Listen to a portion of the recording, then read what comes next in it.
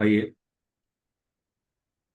सभी साधक गायत्री महामंत्र से सविता देवता की प्राण ऊर्जा को खींच करके अपने रोम रोम में कण कण में धारण करने का भाव करते हुए उस महाशक्ति के साथ अपना एकात्म स्थापित करते हुए गायत्री महामंत्र एक साथ सम्यक स्वरूप ओम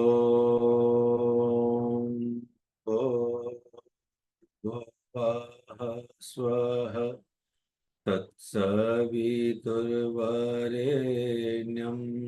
भर्गो देवस्य धीमहि धियो यो नः प्रचोदयात्। सभी साधकों को प्रणाम। इस समय गायत्री की पंचकोशी साधना एवं उपलब्धियां इस वाङ्मय पर हम चर्चा कर रहे हैं।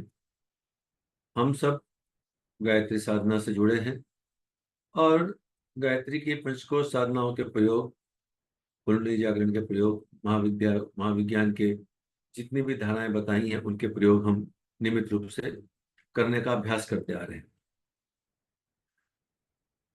इस पंचकोश साधना एवं उपलब्धियां इस वाङ्मय में गुरुदेव ने बहुत विस्तार से महाविज्ञान के तीसरे खंड में जितनी बात लिखी थी उसको बहुत विस्तार से बताया है और इसके एक एक चैप्टर का हम लोग अध्ययन करते आगे बढ़ रहे हैं। शिव खेरा की किताब विन यू कैन विन, उसमें उन्होंने एक बात लिखी कि winners do not do different things but they do it differently. जो कुछ अलग तरीके से वो करते तो सभी हैं, स्कूल में पढ़ते तो सभी हैं, किताब वही है, पुस्तक वही है, टीचर वही है, लेकिन करने का तरीका अलग होता है। करने का तरीका अलग क्या होता है? अलग तरीका इतना ही होता है कि वो बहुत बारीकियों में जाते हैं और जितनी बारीकियों में जाते हैं उतनी बात उनको स्पष्ट होती हुई समझ में आती हुई चली जाती। किसी भी चीज की जाएंगे तो उसके बारीकियों में जाना पड़ेगा। और अब टेक्नोलॉजी, नैनो टेक्नोलॉजी का जमाना आ गया है, मतलब एकदम स्मॉलेस्ट जगह तक हमको जाना पड़ेगा। और यही बात कही जाती है कि साधना में सिद्धि का अर्थ यह होता है कि हम इतनी बारीकियों तक जाएं कि वह बात हमको अनुभूत होने लग जाए। जब वो हमें अनुभूत होने लग जाए तो यह समझना चाहिए कि यहाँ पर यह बात हमें सिद्ध हो गई है। और क्या वहां छोड़ दें? नहीं, वहां नहीं छोड़ सकते, कभी नहीं छोड़ सकते, क्योंकि अगर हम किसी भी जगह छोड़ देंगे तो वहां से ही फिर हमारा नीचे गिरने का क्रमशः आरंभ होता चला जाएगा। तो गायत्री की पंचकोश साधना उपलब्धियां में इसमें हम लोग अन्नमय कोश के ऊपर चल रहे हैं और इस पर कई बार हम लोग कई तरीकों से चर्चा कर रहे हैं और ये बहुत अच्छा है कि इसमें हम लोग बहुत बारीकियों से चर्चा कर रहे हैं। तो पिछली कक्षा में जो इस पर जो चर्चा हुई थी वो अन्नमय कोश की सरल साधना पद्धति एक लेख पर चर्चा हुई थी और जिसमें कि बहुत विस्तार से गुरुदेव ने लगभग अन्नमय कोश का पूरा एक शेड्यूल रख दिया था कि कैसे कैसे ये काम करना है। आज उसके बाद में जो चर्चा हुई थी वो उपवास के आध्यात्मिक महत्व पे हुई थी कि जब उपवास का क्रम चल रहा था तो उपवास क्यों किया जाए। अन्नमय कोश के टूल के माध्यम में आसन, उपवास, शुद्धि, तपश्चर्या 4 टूल्स बताए गए हैं और उपवास का जो महत्व है उसके ऊपर हम बताया कि इसका भौतिक महत्व तो हम जानते हैं, पर इसका आध्यात्मिक महत्व क्या है जो कि हमारे सूक्ष्म और कारण शरीर को प्रभावित करता है। आज हम लोग इसमें से 2 चैप्टर लेंगे, उपवास से उपपत्तिकाओं का शोधन और उपवास के प्रकार। ये दोनों मिले जुले हैं। पहले जो चीज है उपवास से उपपत्तिकाओं का शोधन, तो उपवास से उपपत्तिकाओं का शोधन के अंदर में हमें यह समझना है कि उपपत्तिकाएं क्या होती है। आज के मेडिकल साइंस के अंदर में इन उपपत्तिकाओं का कोई वर्णन विशेष रूप से नहीं मिलता है, लेकिन गुरुदेव यहाँ लिखते हैं कि अन्नमय कोश की शुद्धि के लिए उपवास की विशेष आवश्यकता है। शरीर में कई जाति की उपपत्तिकाएं देखी जाती हैं जिन्हें शरीर शास्त्री नाड़ी गुच्छ कहते हैं। मतलब शरीर में जितने भी हमारे नर्व्स फैली हुई, नर्वस सिस्टम फैला हुआ है, वो जगह जगह पर एक क्लस्टर के रूप में इकट्ठा हो जाता है। जहां भी 2 नर्व्स आपस में एक दूसरे के ऊपर में चल रही हैं, टकरा रही हैं, तो वहां पर उनकी एक गांठ बन जाती है और वो क्लस्टर सी चीज बन जाती है। कहीं कहीं पर कई सारी नर्व्स भी एक साथ बन जाती है। इन नर्व्स की इनमें से बहुत ऐसी हैं जो इतनी पतली है कि सूक्ष्म आंखों से, स्थूल आंखों से दिखाई भी नहीं पड़ती और ये आपस में बहुत तरह से बन जाती है। बंधने के बाद उनका एक स्ट्रक्चर हो जाता है, और उसमें फंसी हुई गांठों के कारण ही शरीर के अंदर में सारे विजातीय पदार्थ अपना अपना हमला बोलना शुरू कर देते हैं। तो ये इसमें गुरुदेव लिखते हैं स्पष्ट कि वैज्ञानिक इन नाड़ी गुच्छकों के कार्य का कुछ विशेष परिचय अभी तक प्राप्त नहीं कर सके हैं, पर योगी लोग जानते हैं कि उपत्तिकाएं शरीर में अन्नमय कोश की बंधन ग्रंथियां। यहाँ पे अंतर आ जाता है योग विज्ञान में और मेडिकल, आज का मेडिकल साइंस जो है, जो हम पढ़ रहे हैं, ये मेडिकल साइंस तब तक अपूर्ण है जब तक कि डॉक्टर्स को योग विज्ञान न सिखाया जाए।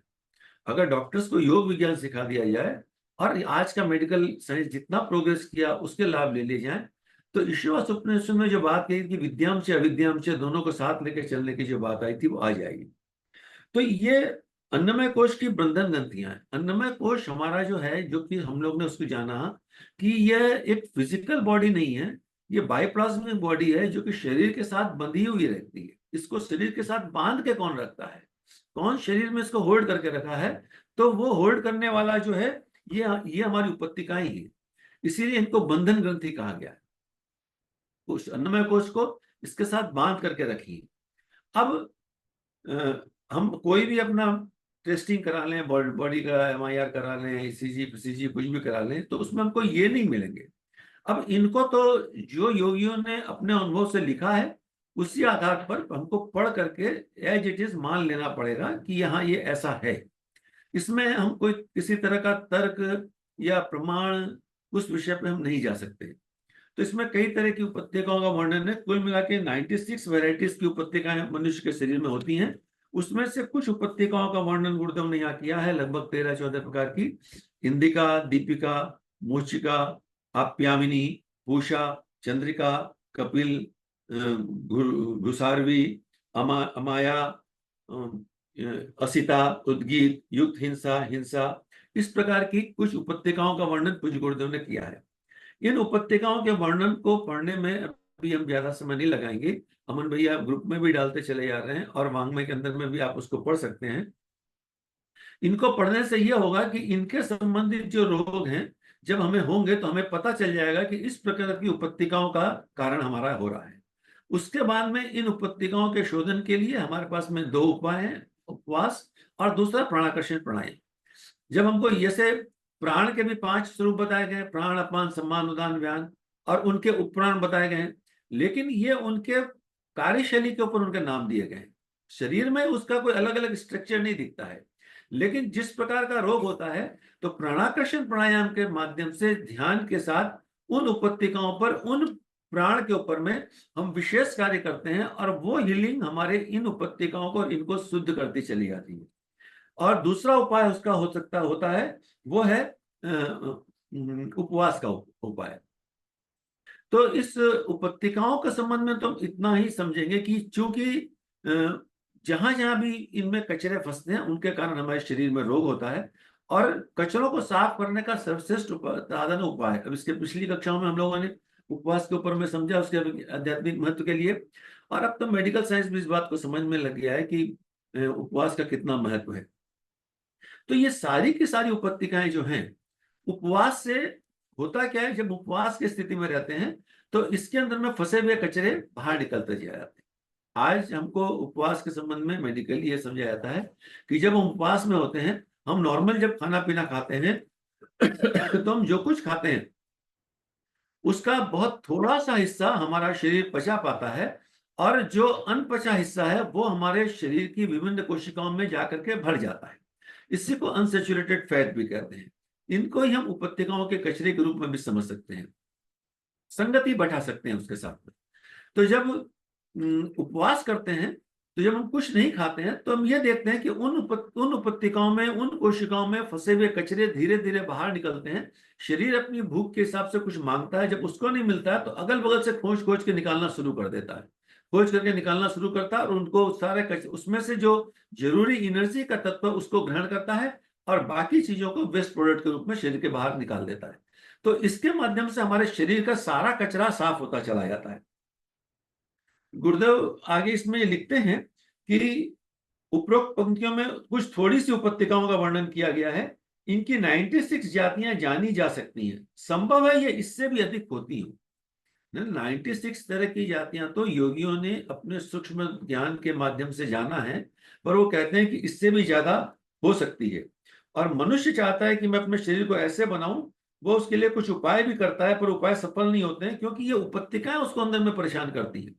हम आसन कर रहे हैं, प्राणायाम कर रहे हैं, लेकिन फिर भी हमको अपेक्षित लाभ नहीं हो रहे हैं। इसका कारण है कि हमारी उपत्यकाओं में वो जो कचरे फंसे हैं, वो हमको सफल होने में बाधा पहुंचा रही है। लिखते हैं गुरुदेव कि अन्नमय कोश को शरीर से बांधने वाली ये उपत्यकाएं शारीरिक एवं मानसिक अकर्मों से उलझकर विकृत होती हैं तथा सत्कार्यों से सुवस्थित होती हैं। अब यहाँ देखिए एक कितना और जबरदस्त टिल्ट इसके अंदर में है कि उपवास तो एक हिस्सा है, लेकिन केवल उपवास से भी नहीं होगा।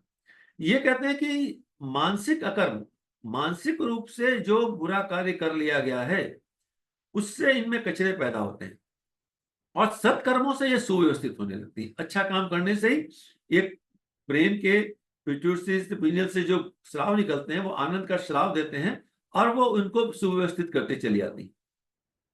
आपने कई जगह पढ़ा होगा, सुना होगा, विशेषकर भागवत कथाओं में इसमें वर्णन भी आता है कि कलयुग के अंदर में बुरा सोचने से पाप नहीं लगता है, बुरा करने से पाप लगता है, लेकिन अच्छा सोचने का पुण्य जरूर मिल जाता है। ये भागवत के अंदर में एक कथा आती है, क्योंकि भागवत जो पुराण है, अगर आप उसको पढ़ेंगे तो उसके आरंभ में नारद जी कहते हैं कि जब महात्म्य बताया गया तो वहां नारद जी कहते हैं कि दसम स्कंद, जब बाद में दसम स्कंद के श्लोकों साथ में इसकी आहुतियां करनी चाहिए, और अगर वो नहीं हो सकता है तो गायत्री मंत्र से आहुतियां करनी चाहिए, क्योंकि भागवत गायत्री का ही विस्तार है। ये भगवान नारद जी उस बात को वहां पे कह रहे हैं। तो वहां पर वो भागवत में ये प्रश्न, मैं इस बात इसलिए रख दिया कि कई बार हो सकता है हम लोग पब्लिक डीलिंग में रहते हैं, बहुत से लोग हमको ये बात कहेंगे, तो हमको ये समझना चाहिए कि भागवत जो है वो, जब सारे वेद पुराण बन गए, गीता भी बन गई, महाभारत लिख दिया गया, उसके बाद भागवत की रचना करी गई, क्योंकि कलयुग में प्रवेश के समय में मनुष्य का सच्चिंतन उतना श्रेष्ठ नहीं था, और वो असत चिंतन में गिरा हुआ, तो उनके लिए भी कुछ रास्ता बन जाना चाहिए। यानी गिरे से गिरे व्यक्ति के भी उठने का मार्ग जो है उसमें दिया गया है। इसीलिए उसमें ये बात कही गई कि भाई बुरा चिंतन से तो नहीं होता है, लेकिन अच्छे चिंतन से लाभ मिल जाता है। तो आदमी सोचता है कि मैं लाभ की दिशा में चलूं, अच्छा चिंतन तो करूं। अच्छा चिंतन करेगा तो बुरा चिंतन अपने आप हट जाएगा, बुरे कार्य हट जाएंगे। तो वहां पर जो जो परंपरा है सूत सोने की या सुखदेव जी की, वो इस ढंग से ले गई है कि जो जो बिल्कुल अनपढ़ गंवार मूढ़ व्यक्ति जो है, वह भी कैसे ईश्वरीय शक्ति को लाभ पा सके, तो वहां पे ये बात दे दी गई है। लेकिन गुरुदेव यहाँ पर उच्च स्तरीय साधकों के लिए लिख रहे हैं, इसलिए कहते हैं कि मानसिक अकर्मों से उलझ करके ये विकृत हो जाती है। तो हम साधकों को अपनी साधना पथ पर बहुत अलर्ट होकर के रहना पड़ता है कि देखिए विकार तो आएंगे, विकार हमारे मन में आएंगे। एक गौतम बुद्ध के कुछ वीडियोस फेसबुक पे आते रहते हैं। आजकल के सोशल मीडिया का एक आर्टिफिशियल एजेंसी का एक बड़ा लाभ है कि आप जिस प्रकार की चीजें देखेंगे उस प्रकार की चीजें आपके पास में बहुत सी आती रहेंगी। तो उसमें बुद्ध के ऊपर में वो बना हुआ था स्क्रिप्ट, तो उसके ऊपर में मैं वो देख रहा था, मैं सोच भी रहा था कि बुद्ध तो बिल्कुल भोगी जीवन उनका जी रहे थे, बिल्कुल राजशाही घर में, उनको समाज से बिल्कुल अलग रखा, खूब सुख सौभाग्य, खूब सुख आनंद की परिस्थितियों में उसको रखा गया था कि कहीं ये योगी नहीं बन जाए। और ऐसी स्थिति में वो निकल करके बाहर गया, तो जब बुद्धत्व पार्क प्राप्त करके जब वो आए, और जब यशोधरा के पास आए, अपने माता पिता के पास आए, तो उनको क्या पूर्व स्मृतियां नहीं रही होंगी? मेरे मन में प्रश्न होता था।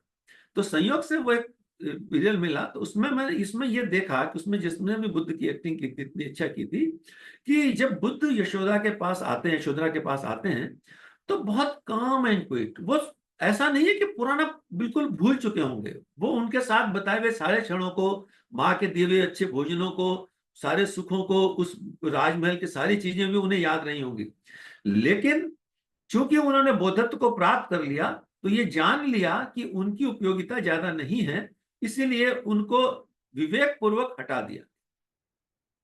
कल के भी शाम के संध्या में विचार आई थी कि विवेक पूर्वक उसको हटा दिया जाना पड़ता है।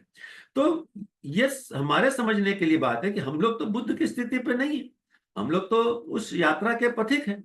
तो यात्रा के पथिक होने के कारण हमारे अंदर में मानसिक अकर्मों का भाव आएगा ही आएगा।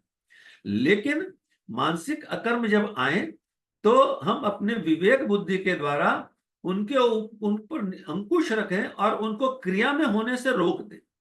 तो धीरे धीरे जब क्रिया में होने से रुक जाएंगी और सत्प्रवृत्तियों का संवर्धन होगा तो क्रमशः मानसिक विकार भी आने धीरे धीरे बंद होते चले जाएंगे। तब हमारी उपत्यकाओं में फंसने वाले कचरे बिल्कुल साफ होते चले जाएंगे। इसलिए कहा गया है कि कोई मानसिक स्तर पर भी अगर कोई भी एक चिंतन मनुष्य के मन में आया तो जब तक वो भोग पूरा नहीं होता है तब तक उसको मोक्ष की प्राप्ति नहीं होती है, ऐसा कहा जाता है। वो इसी बात की ओर इंगित करता है हमको।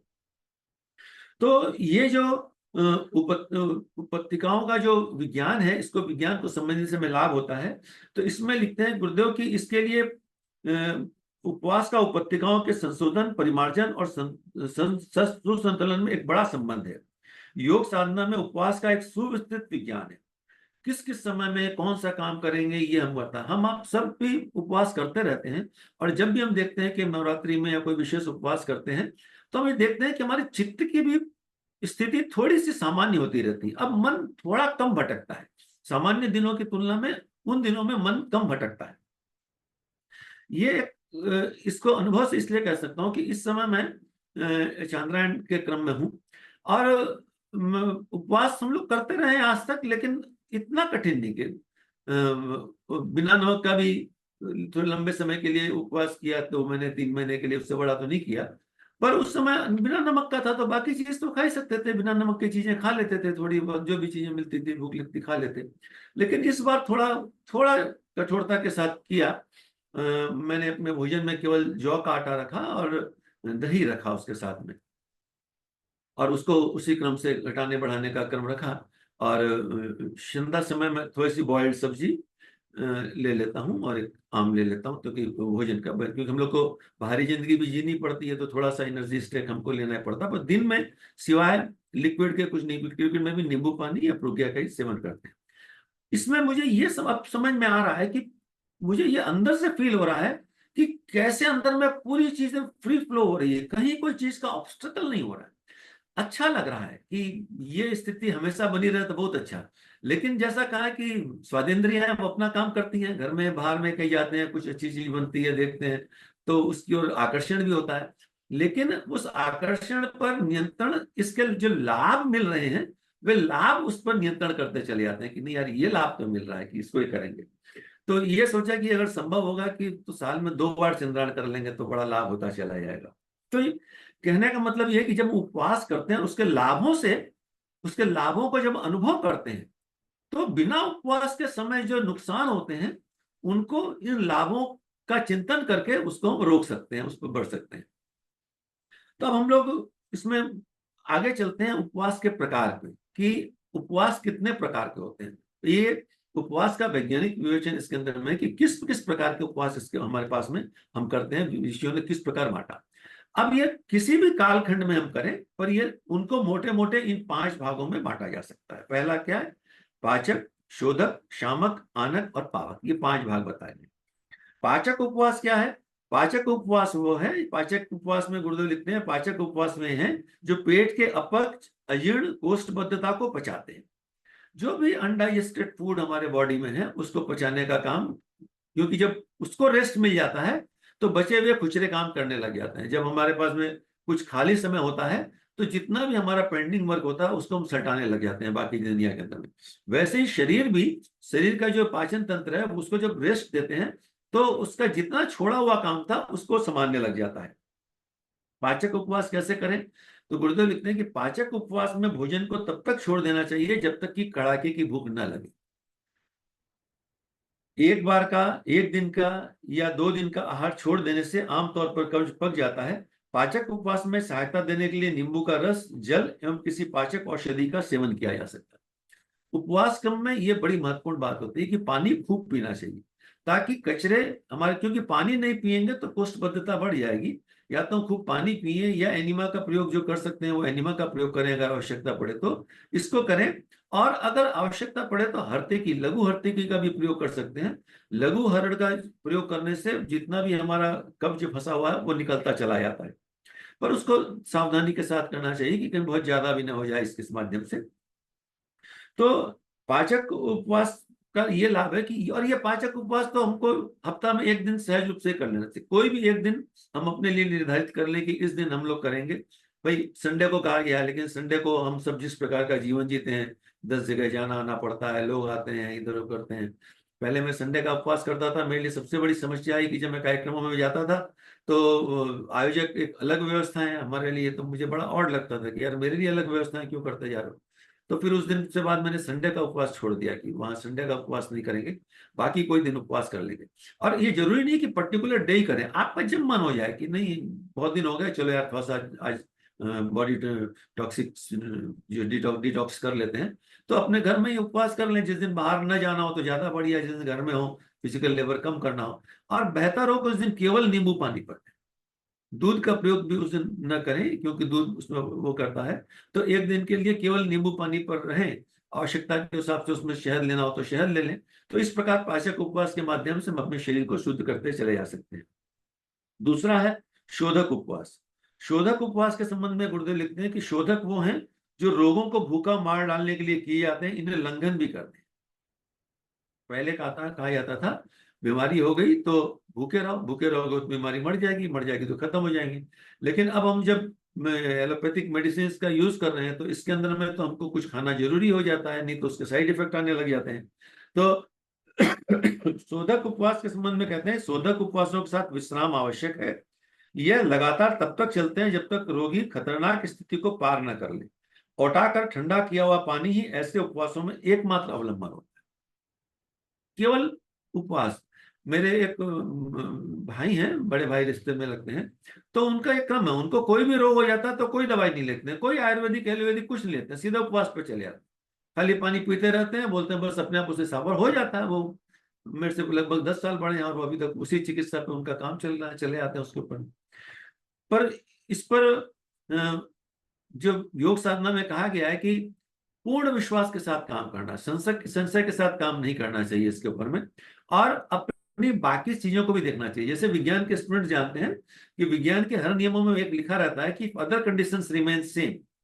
अगर कोई एक चीज में वेरिएशन करते हैं तो बाकी कंडीशन हमारी सेम रहेगी, तब उसका अंतर हमको दिखता रहेगा। तो अपनी परिस्थिति को देख करके भी इस पर निर्णय लेना चाहिए कि केवल ये नहीं कि हम जंप कर जाएं, और अपना विवेक का उपयोग करना चाहिए कि कहीं असुविधा हो। लेकिन सामान्य बुखार क्रम के अंदर में हम वैसे भी डॉक्टर कहते हैं कि पानी को गर्म करके ठंडा करके उसको पानी पीजिए, वो ज्यादा लाभदायक होता है। तो ये जो शोधक उपवास है, ये बॉडी को शुद्धता से शब्द शोधक आया है कि इसको शरीर को साफ करते रहते हैं, डिटॉक्स करने के लिए। ये एक प्रकार का प्रक्रिया, इस प्रकार से भी डिटॉक्सिफिकेशन हम अपनी बॉडी का कर सकते हैं। और बुखार वगैरह के क्रम में भी अगर औषधियां कोई बाहर लिया है, बाहर की औषधियां ले रहे हैं, तब फिर प्रयोग बिल्कुल अलग हो जाएंगे, फिर वो अलग तरह के प्रयोग। तीसरा उपवास है शामक उपवास। शामक उपवास वह हैं जो कुविचारों, मानसिक विकारों, दुष्प्रवृत्तियों एवं विकृत उपत्तियों का शमन करते हैं। शामक उपवास कैसे करते हैं उसका लिखा है आगे। उपवास दूध, छाछ, फलों का रस आदि पतले, रसीले, हल्के पदार्थों के आधार पर चलते हैं। इन उपवासों में स्वाध्याय, आत्मचिंतन, सेवन, मौन, जप, ध्यान, पूजा, प्रार्थना आदि आत्मशुद्धि के उपचार भी साथ में होने चाहिए। क्यों होने चाहिए? क्योंकि इसका उद्देश्य हमारा क्या है? इसका उद्देश्य हमारा है कि कुविचारों और मानसिक विकृतियों, दुष्प्रवृत्तियों और विकृत उपत्तिकाओं का शोधन के लिए।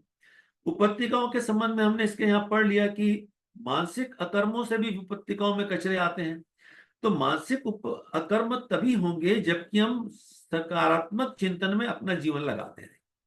तो ऐसे उपवास के समय स्वाध्याय बहुत आवश्यक है। बाकी आप अपने शरीर के हिसाब से हम कोई भी पथ्य लें, वो अलग बात है।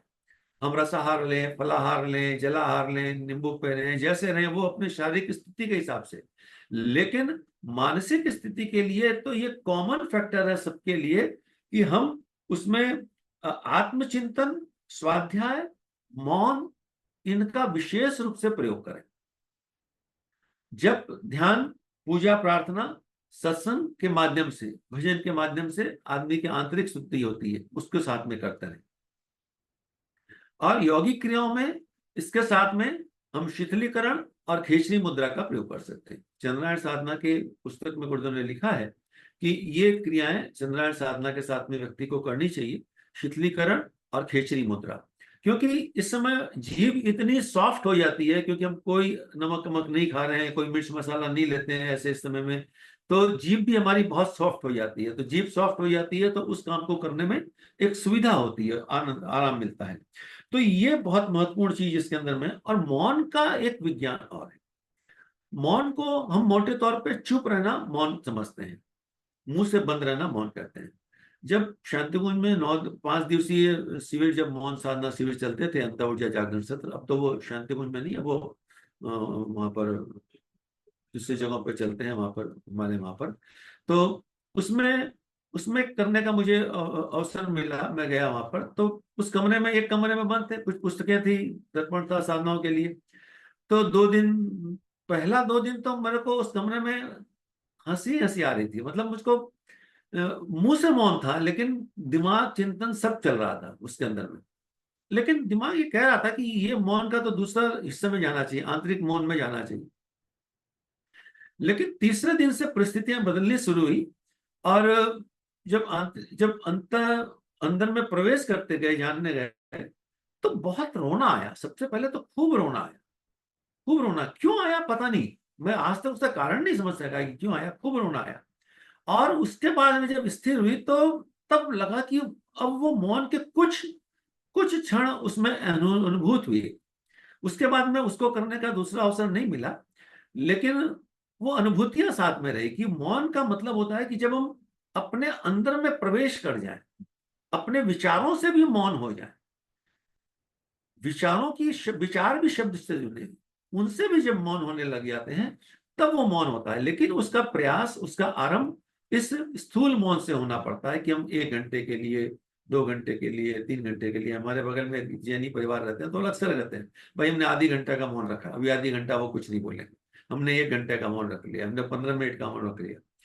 हमको लगता है कि आधी घंटा मौन में क्या बात है, सारा दिन में बहुत बार हम आधी घंटा चुप ही रहते हैं। लेकिन जब आप मौन रहेंगे, तो अंदर की वृत्ति होगी कुछ बोलने की। जैसे हम बहुत देखते हैं, उपवास, हम सामान्य क्रम में भले कुछ ना खाएं, लेकिन उपवास के क्रम में ये लगता है कि अरे उपवास खत्म हो जाएगा तो ये खाएंगे। भले उपवास खत्म होने के बाद में वो ना खाएंगे, वो बिल्कुल अलग बात है। क्योंकि वो जो हमारी पूर्व स्मृतियां हैं, वो हमको उधर खींचती हैं, बलात् खींचती हैं। तो मौन में भी हमारे बोलने की जो वृत्ति है, वो हमें बलात् खींचेगी उधर, विचारों के रूप में। लेकिन समझ करके उसको आंतरिक मौन की स्थिति में हमको आना पड़ेगा। आएंगे तब उसका खूब आनंद मिलता जाएगा। तब शामक उपवास का बहुत, ये सारे उपवास एक तरीके से, इन इन ये सारे लक्षण प्राय हर उपवास में हमें आते हैं। गुरुदेव ने इसको वैज्ञानिक दृष्टिकोण से अलग अलग ढंग से बताया इसके अंदर। उसके बाद में आनस उपवास है। आनस उपवास वो है जो किसी विशेष प्रयोजन के लिए दैविक शक्ति को अपनी ओर आकर्षित करने के लिए किए जाते हैं। हमारे यहाँ 7 दिन हफ्ता में होते हैं। 7 दिन जो है 7 ग्रहों के लिए होते हैं।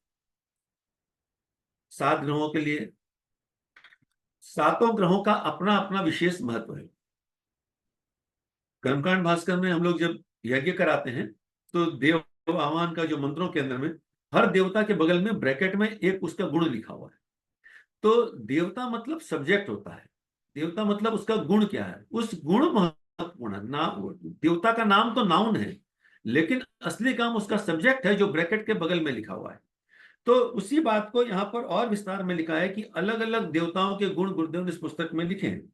रही बात सूर्य, सूर्य में तेजस्विता, उष्णता, पित्त प्रकृति प्रधान है, चंद्रमा शीतल शांतिदायक उज्ज्वल कीर्तिकारक है। तो इनको पढ़ करके हम ये देखें कि इसमें से कौन सी चीज हमारे जीवन में अभाव है, उसके विकसित करने के लिए उस दिन के व्रत का हम कर रहे हैं। जैसे गायत्री महाविज्ञान में गायत्री की जो 24 शक्ति धाराएं दी गई हैं, उन 24 शक्ति धाराओं का वर्णन करके ये लिखा है कि इसमें से जिस शक्ति का प्रयोजन हो, उस शक्ति के ऊपर में हम काम करें, उसके मंत्र को विशेष रूप से पढ़ें। व्यवहार जिंदगी में देखते हैं, जब जो काम प्रायोरिटी होता है उस समय वो काम करते रहते हैं। अब सुबह का समय चिंतन मनन ध्यान पूजा का है, तो उस समय वो काम करते हैं, उस समय दूसरा काम नहीं करते हैं। टीवी के अंदर में तो सारा दिन सीरियल चलता रहता है, सुबह उठ करके तो नहीं देखते हैं। शाम का समय आदमी मनोरंजन करता है, तो मनोरंजन की स्थिति में चला जाता है।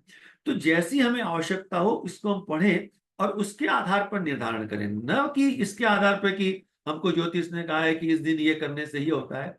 ज्योतिष भी, श्रेष्ठ ज्योतिष जो है वो हमारे मनोविज्ञान को पढ़ता है, और उसके हिसाब, फलित ज्योतिष की तो हम बात नहीं करते, लेकिन जो श्रेष्ठ ज्योतिष है ये इसको अगर आप पढ़ लेंगे तो यही ज्योतिष का बेस हो गया।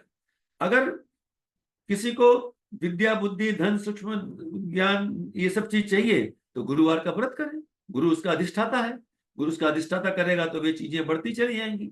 ये विकार दिया है। तो जिसमें गुरुदेव लिखा है कि जिस गुण की आवश्यकता हो उसके अनुरूप देवी तत्वों को आकर्षित करने के लिए हफ्ता में उस दिन उपवास करना चाहिए। उसके रंग भी अलग अलग बताए जाते हैं, उस रंग के ग्रह के अनुरूप चीजें, जैसे बृहस्पतिवार को पीले रंग के कहें, रविवार को सफेद रंग बताया गया है, वैसा भोजन करें, वैसे वस्त्र पहने। इसका मतलब ये हुआ कि वैसा भोजन और वस्त्र पहनने से नहीं मिलेगा, हमारा माइंड सेट, हम पूरी तरह उसमें डूबे रहे, पूरी तरह उसके अंदर में डूबे चलते जाएं, हम वैसे ही चले। तो ये गुरुदेव ने उसका आगे पूरा वर्णन दिया है कि किस दिन किस किस प्रकार का रंग का काम करना चाहिए। इसके कारण से वे चीजें हमको मिलती चली आएंगी। इसके अलावा इनके अगर लाभ प्राप्त करने के लिए हम वाटर थेरेपी को भी यूज कर सकते हैं। किसी भी सूर्य की ग्रहों में रश्मियों में सातों रंग विद्यमान है। तो मान लीजिए कि हमको लाल रंग की आवश्यकता है, लाल रंग के गुणों का हम लाभ लेना चाहते हैं, तो लाल रंग के कांच की किसी बोतल में पानी रख करके सर सूर्य के सामने रखें, उसको चार्ज करें। अगर लाल रंग की बोतल न मिले, लाल रंग कांच का, तो नॉर्मल बॉटल के ऊपर में लाल रंग के जो सोलर पेपर्स होते हैं उसको लगा लें, और उसके द्वारा भी उसका प्रयोग किया जा सकता है। इस प्रकार भी उसके लाभ लिए जा सकते हैं जिनको शारीरिक लाभ के लिए उसका उपयोग करना हो। लेकिन आध्यात्मिक लाभ के लिए सबसे बढ़िया है रविवार और बृहस्पतिवार का व्रत। रविवार और बृहस्पतिवार का व्रत जो है ये हम में से हर किसी को ये हर कोई व्यक्ति कर सकता है, क्योंकि अगर सूर्य हमारे साथ हो गया तो सारे ग्रहों का अधिपति देवता सूर्य है, और सूर्य जब साथ है तो उसके साथ मिलता जाएगा। चंद्रमा, चंद्रमा और सूर्य, यही पूरा ज्योतिष। मैं तो ज्योतिष नहीं जानता, लेकिन कुछ जो लोग ज्योतिष जानते हैं उनसे कभी चर्चा होती है तो बातें और बताते हैं वो लोग कि सूर्य और चंद्रमा, इसी पे सारी गणित चलती रहती है। कौन सा सूर्य किस ग्रह में है, कौन सा चंद्रमा कहाँ पे है, कौन किसको देख रहा है, कर सब वो बोलते रहते हैं उस संदर्भ में। लेकिन उसके जो विज्ञान ये है कि चंद्रमा उन ग्रहों के द्वारा हमारे अंदर में शीतलता उसको काम करता है, हमको संसार के साथ बांधता है, लौकिक समृद्धि की ओर ले जाता है, और सूर्य उन ग्रहों के माध्यम से हमको आध्यात्मिक प्रगति को ले जाता है। वास्तव में ज्योतिष का विज्ञान ये था। ये फलित ज्योतिष एक अलग ढंग से आगे गया और विकृतियां फैलाते चले जा रहा है, ये बिल्कुल अलग बात है।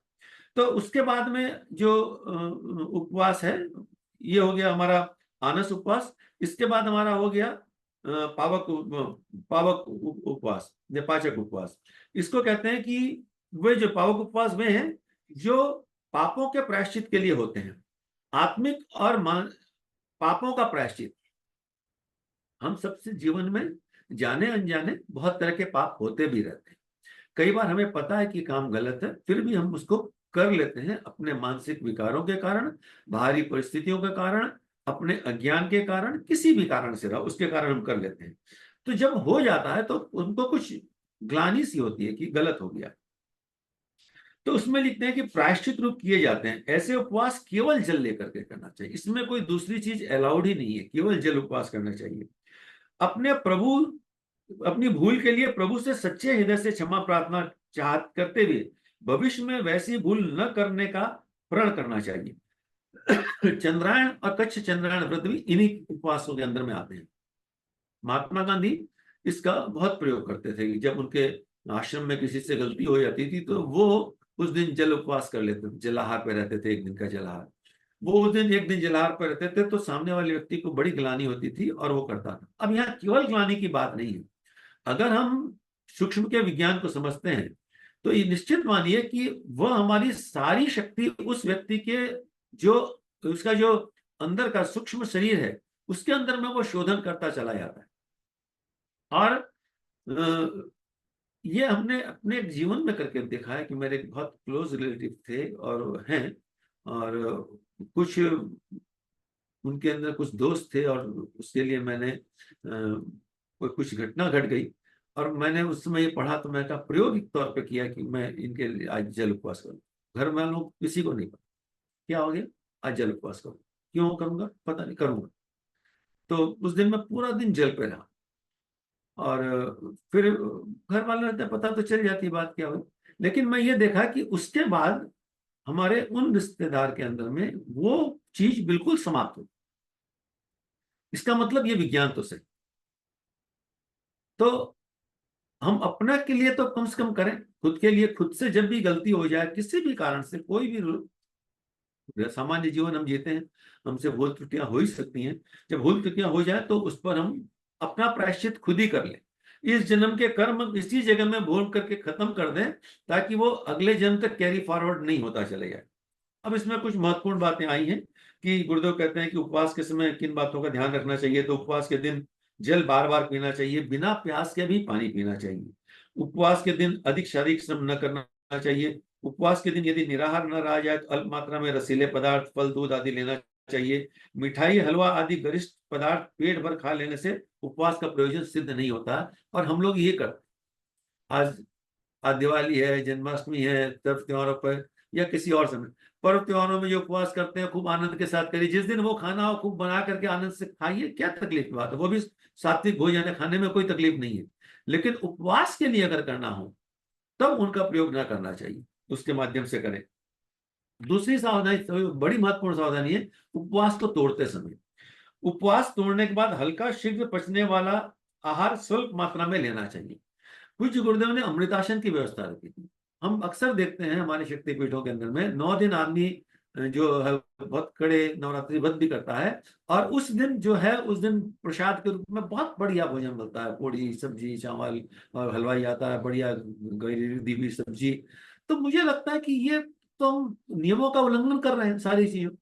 उपवास जितना कड़ा उपवास करेंगे उतने धीरे धीरे उसको खोलना पड़ता है, क्रमशः धीरे धीरे धीरे। पहले हल्की चीजें, फिर थोड़ी सी लिक्विड चीजें, फिर थोड़ी और गहरी चीजें, इस प्रकार करके उसको हमको तोड़ना चाहिए उसके अंदर में। तो गुरुदेव लिखते हैं आगे कि साधारण उपवास रविवार और बृहस्पतिवार हर व्यक्ति कर सकता है। और कुछ ना कर सकें तो कम से कम इतना करें कि दिन में 12 बजे तक, गुरुदेव लिखते हैं कि दोपहर के 12 बजे बाद ही फलाहार खाएं। अगर मान लीजिए कि रविवार का उपवास हम नहीं कर सकते, कोई बात नहीं, तो हम ये करें, इतना तो कर सकते हैं कि 12 बजे तक हम कुछ ना खाएं। 12 बजे तक तो किसी पार्टी वार्टी में भी नहीं जाना पड़ता है, बाहर कोई रेस्टोरेंट में भी परिवार के साथ 12 बजे तक नहीं जाना पड़ता है। तो 12 बजे तक हम अपने रविवार को ये रख करके इस क्रम को अपना कर सकते हैं। उद्देश्य सिर्फ इतना है कि उपवास के माध्यम से अपने शरीर को, अपने उपत्तिकाओं का हमको शोधन करना। और हम जितनी मात्रा मानसिक स्तर पर इस भाव में रहेंगे कि उपवास करते समय हमारा चिंतन ये रहे कि इस उपवास के लाभ हमको शारीरिक लाभ तो होंगे। लोग ये कहेंगे कि अरे वाह, आपका वजन कम हो गया, वेट कम करने के लिए उपवास करते हैं। अरे वजन कमती और बेसी से क्या लेना, अगर अंदर में कचरा भरा पड़ा है। अंदर का कचरा तो वजन दिखाएगा नहीं। असली कहानी तो अंदर के कचरे को साफ करनी है। तो उपवास के समय में इन बातों को करेंगे तो हमारा अन्नमय कोश जो है उसके साथ साथ में शुद्ध होता चला जाएगा, और निश्चित रूप से शुद्ध होता चला जाएगा। तो इन दो जो चैप्टर्स थे उसके अंदर में जो बातें थी उसको रखा गया, और उसके साथ में अपने जो भी छोटे मोटे अनुभव थे उसको आपके साथ में शेयर किया। अब आप सब अपने अनुभव, क्योंकि उपवास तो आप सब करते ही करें हैं, तो आप सबके जो भी अनुभव इसमें शेयर करें, क्योंकि हमारे अनुभव एक दूसरे को हमको शक्ति देते हैं, प्रेरणा देते हैं। सभी को प्रणाम। उमन भैया। जी भाई साहब, बहुत बहुत धन्यवाद। तो ये कक्षा जो है विशेष रूप से इस समय लाभदायक इसलिए रही कि आपका स्वयं का भी उपवास चल रहा है इस समय, और चंद्रायण स्तर का तप चल रहा है। तो उस समय आप उपवास की कक्षा ले रहे हैं, तो ये बातें हृदय को छू रही हैं। तो इसलिए जो है ये बहुत ही प्रभावकारी आज की कक्षा जो है हम सभी के लिए। तो मेरा निवेदन है सभी से कि आप कुछ प्रश्न इसमें बनते हो तो जरूर पूछें, और कुछ अपने अनुभव हो तो जरूर बताएं इसमें। जी। प्रणाम भैया। गोकुल जी भैया प्रणाम। को बहुत बहुत आभार। ठीक है। मेरा ये क्वेश्चन है भैया, हम जब 9वीं में पढ़ते थे ना, तो हमारा एक योगा टीचर होता था। तो उसने बताया था कि लड़कियों को स्पेशली बहुत पानी पीना चाहिए ड्यूरिंग वो पीरियड के टाइम में। तो हम मेरा आदत है मैं कि उसको, तो मेरे नस नस से पानी निकला, लेकिन मेरा कब्ज पका नहीं, या हुआ होगा तो मुझे याद नहीं है, लेकिन मेरी वो स्थिति नहीं आई जो हम सासाराम में एक बार करते हैं ना, कि कौन सा आसन करवाते हैं, तृप्ति दीदी कराई थी, जिसमें पानी जो है मल द्वार से निकलने लगता है। वो उसमें भी नहीं हुआ, मुझे वॉमिटिंग नहीं हुआ। लेकिन मैंने 9 क्लास में जब किया था तो वॉमिटिंग, पानी ही वॉमिटिंग मैंने किया था। फिर मैंने एक बार और प्रयोग किया, वो गुरुदेव लिखते हैं ना, कच्चा कब जब पक जाता है और निकलता है। घर में मैंने फिर किया वही त्रियाकासन, यो जो जो था वो किया सब कुछ, फिर भी वो स्थिति नहीं आई। और अनीमा की बात आप जो कर रहे हैं, अनीमा का मैंने बहुत पढ़ा है, लेकिन मुझे कुछ पता नहीं अनीमा। एक बार सासाराम में एक भैया थे, मैं कर दूंगा ऐसे बोले थे, डॉक्टर थे कोई आयुर्वेद के, तो मुझे टाइम भी नहीं मिला, मैंने कराया भी नहीं। तो उस पर थोड़ा फोकस करिए। और वो पानी वाला स्थिति कैसे, मतलब इसका मतलब कचरा भरा हुआ है शरीर में। क्योंकि गुरुदेव की एक लाइन मैंने गायत्री महाविज्ञान में बहुत पहले पढ़ी थी कि जितनी भी बीमारियां हैं वो मल के कारण ही है। अगर हेडेक है, और ये लाइन मुझे छू गई थी, तब से मुझे हमेशा ये लगता है कि उपवास करो या कुछ भी करो तो मल को साफ करना है। लेकिन मुझे नहीं लगता है कि अभी भी मेरी वो स्थिति आई है। तो इस पर थोड़ा मुझे विस्तार से बताइए। और ये शुरू की सेंटेंस पूरा सुन नहीं पाया था, क्या बात थी? जी भैया, दीदी का प्रश्न ये है कि इनको जो है कहते हैं कि उपवास से कब्ज जो है पच जाता है और पच के जो है ये शोधन हो जाता है। लेकिन इनका कहना है कि मैंने उपवास में खूब पानी पिया पिया सब कुछ किया, लेकिन जो है इनका जो है वो शिकायत तब भी रहती है इनको कब्ज वगैरह की, जो है इनका पूरा शरीर में सफाई नहीं रहती है। और वो मतलब कितना भी उपवास करने में पानी पीने पे तो वो स्थिति आती नहीं है कि मल के द्वारा पानी निकल जाए। और दूसरा ये कह रही थी कि उसमें सासाराम में शंख प्रक्षालन करवाते हैं, तो शंख प्रक्षालन में पानी पीते हैं तो पानी पीने के बाद वो जो है उससे निकलने लगता है पूरा का पूरा पानी, जो आंतों को साफ करके, और फिर जो है मल द्वार से निकलने लगता है सारा मल को उसको करके। कि उसमें भी जो है वो नहीं मतलब सफलता मिल पा रही, तो उसका क्या कारण हो सकता है? तो इसमें एक पहली बात तो ये कि मुझे लगता है कि उसमें नहीं, उद्देश्य को देखना चाहिए। हर शरीर अलग अलग है। इस बात को तो हमको बहुत अच्छी तरह से समझ लेना चाहिए कि सबका शरीर अलग अलग है। एक छोटे से अंगूठे से इतने से जगह में क्रिएटर ने कितने तरह की रेखाएं, परमुटेशन कॉम्बिनेशन इसमें बनाया होगा कि दूसरा वैसा अंगूठा ही नहीं बना। एक पेड़ की दो पत्तियां एक जैसी नहीं है, तो सारे नियम सबके ऊपर में कभी भी लागू नहीं हो सकते। उपवास का जो उद्देश्य है कि बॉडी को डिटॉक्स कर लेना, हमारे अंदर के कचरे निकल गए। अब अगर पानी ना निकला तो कोई बात नहीं, शरीर की अपनी अपनी इस प्रकृति है उसके अंदर में। हमको तो ये मानना चाहिए कि इससे हमको लाभ हो रहा है, ये पहले मान लेना चाहिए। और निश्चित रूप से आपने अनुभव किया होगा कि उसके बाद में आपके शरीर में थोड़ा हल्कापन लगा होगा, आपको शरीर हल्का लगा होगा, रोग दूर हुए होंगे, ये तो निश्चित रूप से हुआ होगा। तो अगर मलद्वार से जल नहीं निकला तो कोई बहुत बड़ी बात नहीं है। एनिमा की भी जो बात है, जरूरी नहीं सबको लेना पड़ेगा, उसको लिए मैंने आज तक कभी एनिमा नहीं लिया। और अगर वो हो तो आप कभी अगर कोष्ठबद्धता ज्यादा रहती है तो हर्तिका का चूर्ण कर सकते हैं। लघु हर्तिका को रात को गर्म पानी के साथ पिए, सुबह खाली पेट ले लें तो एकदम पूरा पेट साफ कर देता है। तो उद्देश्य हमारा होना चाहिए कि पेट साफ होना चाहिए, हमारा शरीर के कचरे निकल जाए। और ये करेंगे तो कचरे निकलते ही है, इसमें कोई दो राय नहीं। पानी निकलना महत्वपूर्ण बात नहीं है, पानी निकलना कोई काम थोड़ा है। लेकिन भैया, हम बायोलॉजी में हम बच्चा को एक पढ़ा रहे थे, तो उसमें लिखा है कि हमारे अंदर जो है ना, मल जो है 72 आवर्स वो रहता है। ऐसा नहीं जी है कि मैं भी ये, मतलब मैं पटना में जब थी तो मेरा लाइफ बहुत अच्छा सुटेबल था। तो उस टाइम मुझे फील होता था कि जब मैं 3 बजे उठती हूँ और पानी पीती हूँ तो मेरा पूरा साफ हो गया। और मुझे अच्छा भी फील होता था, एनर्जेटिक और हैप्पीनेस जो भी है। तो लेकिन जब मैंने उसके बाद मैंने ये लाइन पढ़ी साइंस में कि 72 आवर्स रहता ही रहता है, तो इसका क्या, कैसे कोऑर्डिनेट करें ये बताइए। 72 आवर्स रहता ही रहता है। वो जो मैंने जिसको समझा है इसको, वो ये समझा है कि जैसे हम लोग भोजन करते हैं तो भोजन करने के साथ में हमारी पेट का पाचन सिस्टम चालू हो जाता है, और उसको एक टाइम लिमिट दिया गया है कि आपको 2 घंटे के अंदर में स्टमक से चीज को बाहर निकाल देनी पड़ेगी। मैक्सिमम मैक्सिमम पीरियड उसको इतना दिया गया है। कितना भी खाना खा लीजिए, वो आपको 1.5 से 2 घंटे में स्टमक को खाली कर देगा, फिर वो चला जाएगा आंतों के अंदर में। और आंतों को टाइम दिया है कि 4-5 घंटे में उसको खाली कर देना है। जैसे हम लोग खूब पेट भर के कभी खा लीजिए, फिर भी थोड़ी देर बाद में कोई चीज, मतलब इतना कंठ भर खा लीजिए कि अब कोई दे तो उल्टी हो जाए, उतना खा लीजिए। उसके बाद भी अगर आधे पौन घंटे बाद में कोई चीज मिलेगी तो हम उसको खा लेते हैं। लेकिन पेट नहीं पचा पाता, तो पेट उस समय क्या करता है कि उस वो जो कचरा है, जो बिना पचा हुआ कचरा है, जो आंतों में भी नहीं पच पाया, उसको विभिन्न शरीर की 72,000 जो कोशिकाएं, उनके अंदर में 72 कोशिकाओं में भरना शुरू कर देता है। एक एक कोशिकाओं में कचरा भर जाता है। आंतें खाली हो जाती है। जैसे मान लीजिए कि हम जहाँ रह रहे हैं वहां पे बहुत कचरा वचरा पड़ा है, सफाई करना है, एकाएक समाचार आ गया कि कोई वीआईपी आ रहा है, सफाई वफाई की, पूरी सफाई नहीं भी हो पाई, तो क्या करते हैं, जहां पे कचरा एक जगह रख करके वहां पे पर्दा डाल देते हैं। तो पेट इस प्रकार उसको अंदर में डाल देता है कि कचरा अंदर घुस जाए, दिखे नहीं बाहर से, लेकिन कचरा अंदर पड़ा रहता है। इसीलिए 72 घंटे मल जो रहता है, मतलब मल रेक्टम में रहता है ये जरूरी नहीं, शरीर के किसी भी पार्ट में वो चिपका हुआ रहता है। इसलिए हम लोग कॉमनली देखेंगे कि जिस दिन हम उपवास करते हैं तो उसके अगले दिन भी हमको मल त्याग के समय मल कहाँ से आता है, तो कुछ खाया नहीं भोजन सॉलिड 24 घंटे में, तो फिर आया कहाँ से, यानी शरीर में जो बचा हुआ कचरा वो निकला। तो पढ़ाने की अलग अलग स्टाइल है, उद्देश्य है कि उसका कचरा हमारा निकलता है, शरीर पूरा साफ होता है। भैया एक और है, मैं सासाराम में 3 दिन जलाहार में रही और संघ प्रक्षालन की, तब भी नहीं निकला, मतलब मल नहीं है, नसनारी में मल नहीं है। संघ प्रक्षालन में पानी तो निकल रहा होगा ना।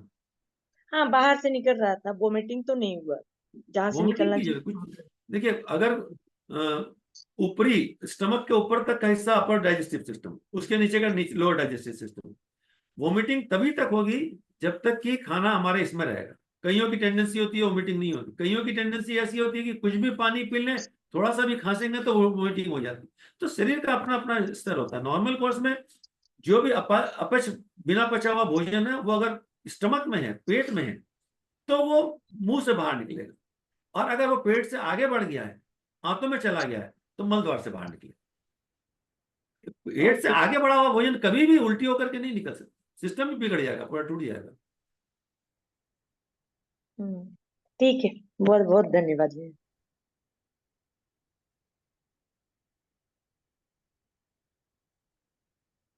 जी नितिन भैया।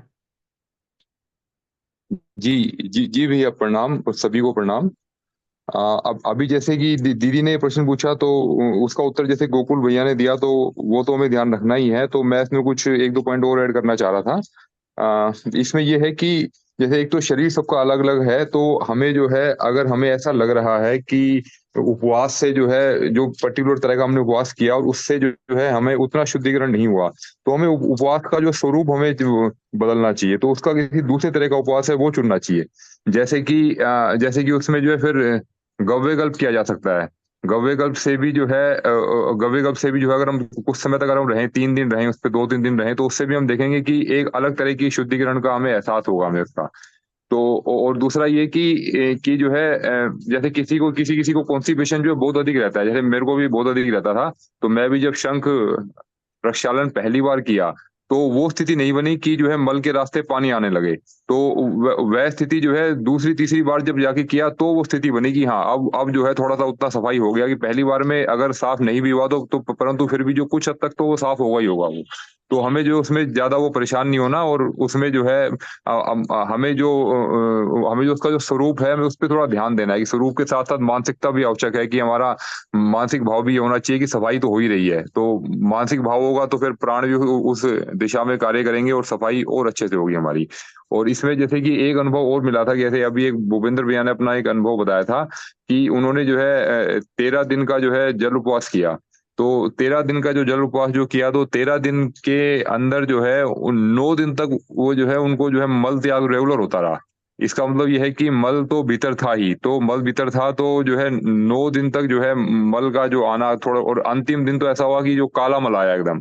तो उनको लगा कि हाँ अब काफी हद तक साफ हो गया, तो काफी मतलब अच्छा महसूस हुआ वो लास्ट के दिन जो ऐसा हुआ।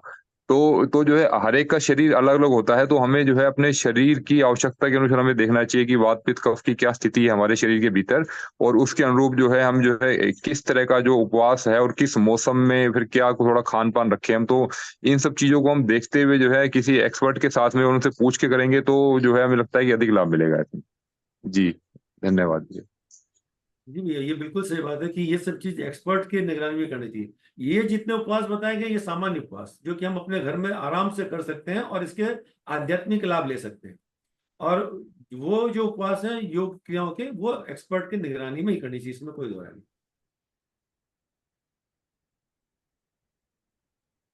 प्रणाम भाई साहब, बहुत बहुत सुंदर। गोकुल भाई साहब ने बहुत अच्छा हमें ज्ञान दिया और बहुत अच्छा सेशन रहा, इंटरेक्शन भी। तो इसमें कुछ आयुर्वेद के हिसाब से भी गुरुदेव वो कुछ पॉइंट्स ऐड करना चाहते हैं। एक तो इसमें आयुर्वेद में बताया गया है ना, उसको जो अनडाइजेस्टेड फूड है उसको आम बोला जाता है वहां पे आयुर्वेद की भाषा में। तो वो टॉक्सिन्स होते हैं, मॉडर्न भाषा में उसको टॉक्सिन कहें, तो वो जब जमा हो जाते हैं ना जॉइंट्स में, जब वो डाइजेस्ट नहीं होते तो इधर उधर जमा होते हैं, तो वो बड़ा परेशान करते हैं। खासकर जॉइंट प्रॉब्लम जो है जिन लोगों को, आर्थराइटिस वगैरह और बहुत सारी, ये इस आम दोष के कारण होती है, अनडाइजेस्टेड फूड। तो इसको पचाने के लिए इतना सुंदर उपवास का विधान अपने यहाँ दिया गया है। देखिए अभी गायत्री महाविज्ञान में भी हम लोगों ने पढ़ा होंगे 12 प्रकार के तप हैं, उसमें भी गुरुदेव ने इन पर विशेष जोर दिया है कि उपवास और मौन। तो भाई साहब बताएंगे कि मन का मौन साधने का और क्या उपाय करें। और उपवास मुझे लगता है कि जो हमारा शामक उपवास है ना, उसमें तीनों प्रकार के उपवास जो है सम्मिलित अगर करें ना, तो वो पूरे इफेक्टिव हो ही जाते हैं। गुरुदेव ने हम लोगों को एक पुस्तक पढ़ाई थी, आध्यात्मिक चिकित्सा, उसमें ज्योतिष की महती भूमिका पर भी एक स्पेशल चैप्टर था।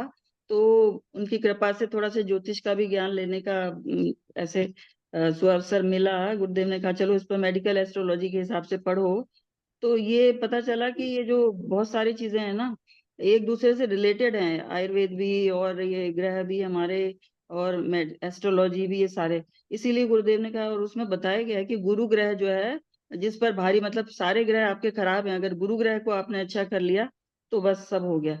मतलब वो बेस्ट हो गया कॉम्बिनेशन, फिर से आपको कोई ग्रह तंग नहीं कर सकता। तो इसलिए शायद गुरुवार का उपवास बताया होगा। और सूर्य को तो शक्ति दे ही रहे हैं उस सब प्रकार की। तो एकादशी और ये जो पूर्णिमा का उपवास भी इसी से रिलेटेड है, चंद्रमा से रिलेटेड। तो वो चंद्रमा की जो मन की प्रॉब्लम्स को दूर करने के लिए खासकर बताया जाता है। और बहुत सारी अभी लंबा चौड़ा अपने पास है। तो अब उपवास जो है उसका सही अर्थ तो ये होता है, उप माने समीप, और उपवास तो ईश्वर के समीप जब वास करते हैं हम लोग, तो उनके एनर्जी को लेते रहते हैं। जो हायर एनर्जी से लोअर की तरफ को एनर्जी हमेशा फ्लो करती है, तो उनकी एनर्जी से हम गायत्री मंत्र में कहा है पाप नाशक। तो ये सब कॉम्बिनेशन है, तो पाप नाशक एनर्जी और ये सारी मिलती जाएगी ना, तो बहुत ये मिले जुले कॉम्बिनेशन बहुत अच्छा काम करते हैं जैसा देखा गया है। और ये भाई साहब लाल रंग की बोतल के बारे में एक गुरुदेव की पुस्तक है जो सूर्य किरण चिकित्सा।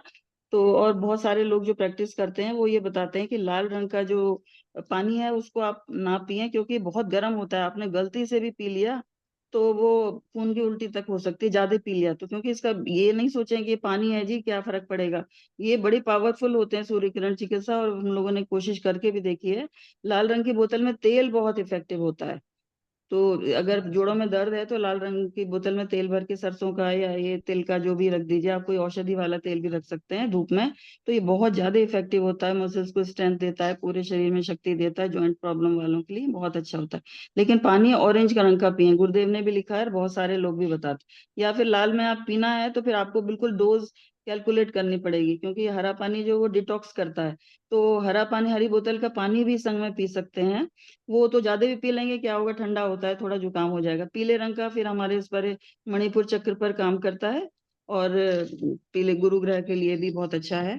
तो ये सब बड़ी चीजें इंटर रिलेटेड हैं, आपस में अगर कॉम्बिनेशन करके करेंगे ना तो बहुत ही ज्यादा अच्छा रहेगा। अब प्रायश्चित उपवास तो बहुत ही अच्छा है ही।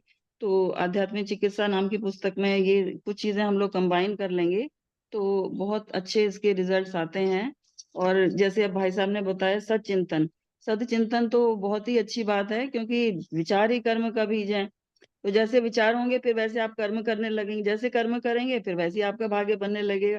तो ये सब चीजें आपस में जुड़ी हुई हैं, जिनको हम प्रॉपर समझ के अगर करेंगे ना तो बहुत चमत्कारी रिजल्ट आते हैं। तो और ये हमारे इसमें सब कुछ बताया गया है इस तरह की, जो अपने यहाँ पर गुरुदेव ने जो हमें साधनाएं दी हैं, वो कॉम्बिनेशन साधनाएं करने से शायद ज्यादा फायदा मिलेगा।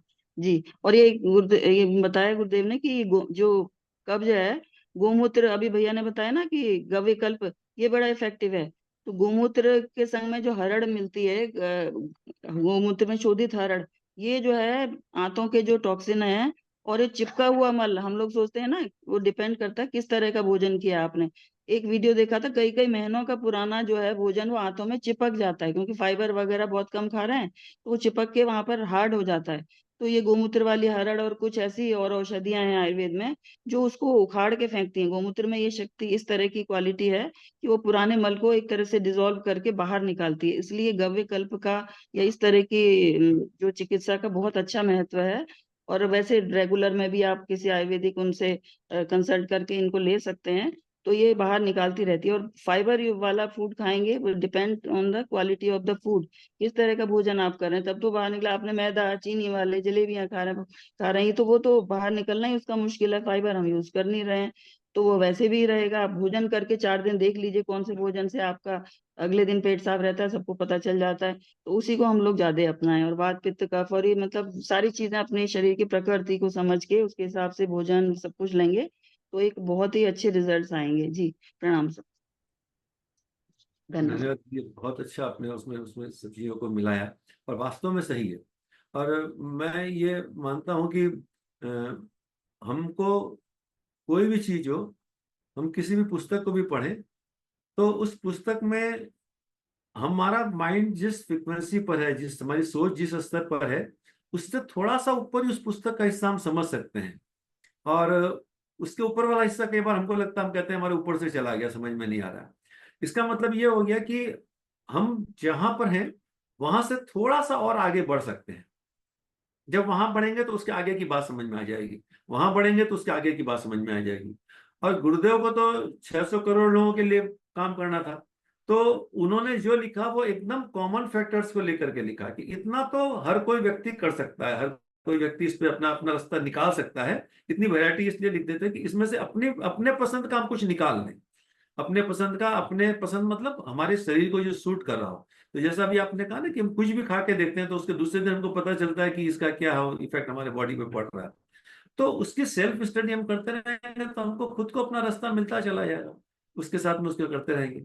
और क्रमिक विकास में हम बढ़े कि धीरे धीरे आगे बढ़ते जाएं, जितना हम बढ़ते जाएंगे उतना आगे का रास्ता हमको मिलता भी जाएगा, उतना खुलता जाएगा हमारे यहाँ। तो आपने बहुत अच्छा बताया, सारे चीजों को मिला करके उस चीज के कॉम्बिनेशन में कर सकते हैं। ये तो कलर थेरेपी एक चीज है, वैसे ही मैग्नेट थेरेपी एक चीज है, कई लोग मैग्नेट थेरेपी भी पे काम करते हैं। बहुत अच्छा। कुल मिला के लक्ष्य हमारा ये होना चाहिए कि हमारा शरीर, हमारा अन्नमय कोश शरीर से भी अलग हट करके, बाकी तो शरीर विज्ञान पे कहते हैं कि हमारा शरीर डिटॉक्स हो रहा है। हरे रंग के कांच में करें चाहे हरे पत्तों के रस का सेवन करें, उस तो शरीर डिटॉक्स होगा। पर गुरुदेव शरीर के साथ साथ अन्नमय कोश के लिए बात करते हैं, ज्यादा जोर देते हैं कि हमारा अन्नमय कोश जो है वो परिष्कृत होता चला जाए, जो हमको साधना में मदद देता चला जाएगा। तो आपने बहुत अच्छा बताया कि सबको मिला जुला अगर इस चीजें निकाली जाए तो बहुत अच्छा रहेगा। बिल्कुल सही बात आप बता रहे हैं। अपने अनुभव शेयर करने से यही लाभ होता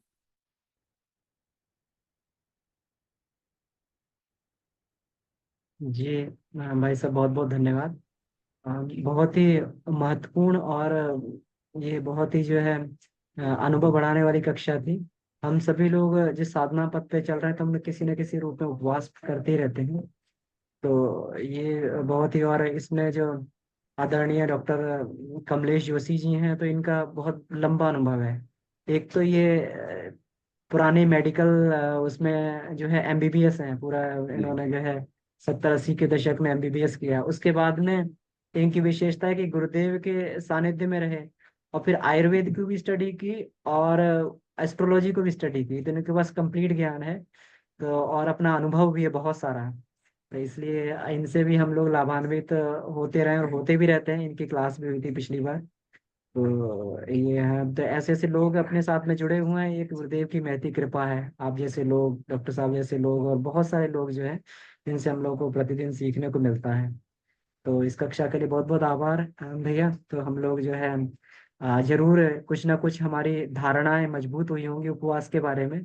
नहीं तो मन जो है उसका स्वभाव है वो दुर्बल होता चला जाता है, अगर हम लोग इस तरीके की बातें ऐसा नहीं सुनते, अपने सजाती विचारों को नहीं अपने अंदर डालते हैं। तो ये एक बहुत महत्वपूर्ण है, इसलिए स्वाध्याय में और इसमें हम लोग जुड़े रहें, अपना प्रैक्टिकल करते रहें और अपने अनुभव को शेयर करते रहें। सभी का बहुत बहुत आभार, आपको बहुत बहुत धन्यवाद भाई साहब। हाँ श्री चंद्रायन साधना में आपने इतनी महत्वपूर्ण क्लास ली। तो ये आइए इसी के साथ में इसको कक्षा को समाप्त किया जा सकता है। जी भाई साहब। जी। आइए। ओम शांति शांति शांति। सभी को प्रणाम। साधना पथ पर हम सब बढ़ते रहे। सभी को प्रणाम, बहुत बहुत धन्यवाद भाई साहब, सभी को बहुत बहुत धन्यवाद।